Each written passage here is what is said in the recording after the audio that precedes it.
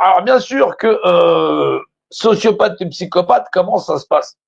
Eh ben on se retrouve avec, comme on est censé être égaux, et que t'es pas censé, toi tout seul, puisque t'es égaux face à une personne, voilà, une personne, t'es égaux face à 10 personnes, voilà, et 10 personnes n'ont pas le droit de te faire des trucs sadiques ou de décider pour toi ou t'es égaux face à 1000 personnes et ainsi de suite. Eh ben, quand est-ce que ça s'arrête? Ça s'arrête à partir du moment où on rentre dans la gestion du triangle de Cartman, c'est-à-dire cette fameuse pyramide. Voilà, c'est cette fameuse pyramide sociale. Il suffit qu'il y ait une personne qui décide de vivre dans cette nation en paix, qui décide de pas faire chier les autres, voilà, d'être tranquille, j'ai mes droits, mon machin chose. Tu décides d'avoir, allez, là on va dire une trentaine de personnes ou une autre trentaine, tu as deux groupes qui sont là, voilà. Et chacun il se dit, moi je vais, voilà, il faut qu'on dirige cette nation par les droits de l'homme et du citoyen 1789, voilà. Mais pas comme en 1789 où on a oublié pendant plus d'une centaine d'années, voilà, je te laisse y aller, hein, les femmes, parce qu'ils en avaient rien à branler. Ouais, ouais. C'est-à-dire que les humains sont autant attachés aux droits de l'homme et du citoyen qui sont attachés à leur porte-monnaie. Voilà, ils sont même plus attachés à leur porte-monnaie qu'à la valeur des droits de l'homme et du citoyen. C'est-à-dire que là, si tu as autant de personnes qui en ont rien à foutre que des gens se veulent un dirigeant, voilà, eh ben figure-toi que c'est comme avant 1948, il y en a un qui est de gauche, il y en a un qui est de droite, voilà, on s'en fout, hein. Eh ben, ils sont prêts à chier sur les droits des individus à représenter d'eux-mêmes, puisque eux sont persuadés que dès qu'ils ont face à une autre équipe un représentant, voilà, si c'est pas lui, c'est pas lui, eh ben, ils vont pouvoir imposer au reste de la société leur modèle sociétal. Si ça, c'est pas être des psychopathes, parce que les gens, ils viennent avec des bulletins, des ceci, des cela, et la société humaine, c'est comme si on demandait aux Chinois de choisir qui serait le maître du monde. Il y a les Chinois, il y a les Hindous, et ils te disent, bah nous, on a voté, on est la majorité de la population qui s'exprimait, et maintenant, si vous n'êtes pas d'accord, on va vous arroser à coups de missile. T'imagines que ça peut pas marcher? Bah oui, ça peut pas marcher. Et ben dans cette nation, tous les êtres humains sont censés être égaux. Voilà. On est tous censés être égaux, et c'est pas parce que tous les membres du RN ont décidé de faire un pogrom demain qu'ils ont le droit de te mettre devant dans une cheminée et de te le faire cramer. Bah oui. Techniquement, c'est ça. Les gens, ils attendent d'être passés par cette pyramide. Voilà. Donc, effectivement, ils y mettent des bulletins. Voilà. Ils y mettent des bulletins, à gauche comme à droite. Hein. C'est pareil, hein. Même combat, même connerie. Voilà. Ils mettent des bulletins et celui qui l'emportera, voilà, parce qu'ils s'affrontent entre eux, hein, tout un tas de débiles, pour imposer leur vision de la réalité de la société à une partie de la société qui a très bien compris qu'on a affaire à des cons. L'homme en général, il est censé évoluer d'un animal primitif, voilà, avec un cerveau très réduit, censé avoir une meilleure boîte crânienne, il est capable de fabriquer des missiles, il est capable de fabriquer des ordinateurs, on est capable de faire de la haute télécommunication, on est capable de produire au niveau alimentaire et planétaire des ressources en veux-tu, en voilà. Mais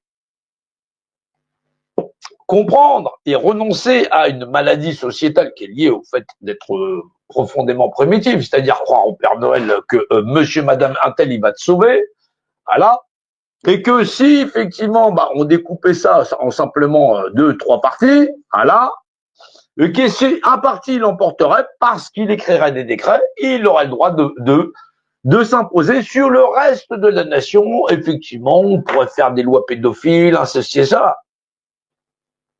Il y a quoi qu'on comprend plus dans le plus vieux proverbe français qui s'appelle « mêle-toi de ton cul ». C'est ça qui est affligeant, C'est parce que si on coupait ça, on faisait un grand camembert. On fait, faisons un grand camembert. D'accord, je vais faire un camembert. Voilà, et ça va représenter des parties de la population. Voilà. Mettons que cette maladie, elle soit dans une partie de la population et donc d'emblée, il y a une partie de la population qui dit moi, je participe pas à un jeu de con. Qu'une partie de cette population soit trop âgée pour pouvoir participer à cette population et qu'une partie même de cette population soit trop jeune parce que ce sont des enfants pour participer à ce jeu de con. On se retrouve avec des gens qui vont voter, voilà. Là, on va dire de la droite, voilà. On va faire un comme ça, voilà. On va faire un comme ça, voilà. On va faire un, comment lui? On va faire un comme ça, voilà. Voilà. On va faire un comment? On va faire un comme ça.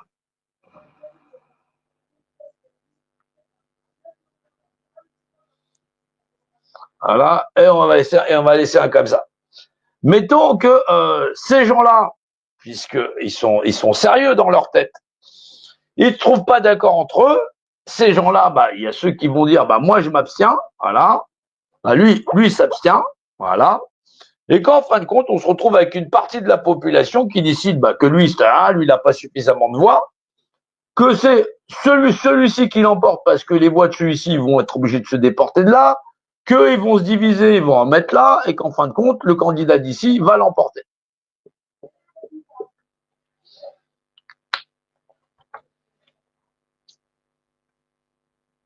On se retrouve avec des principes où la croyance populaire